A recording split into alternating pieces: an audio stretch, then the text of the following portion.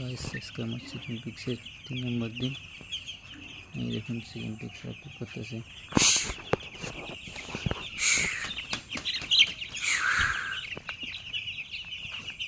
দেখুন খাইতেছে। স্কিনিং 6 দিন হলো, কিন্তু মাঝে 2-3টা ভিডিও করতে ভুলে গেছি আমি, তার জন্য সরি। এরপর আমি দিতেছি 3 নম্বর ভিডিও। একটু ব্যস্ত ছিলাম, তার জন্য দিতে পারিনি। এরপরে দেব 3টা ভিডিও। দেখুন আজকে নিয়ে 6 দিন হলো।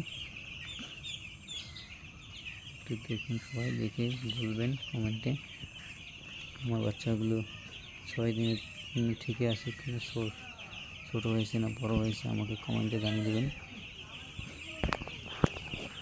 Thank you.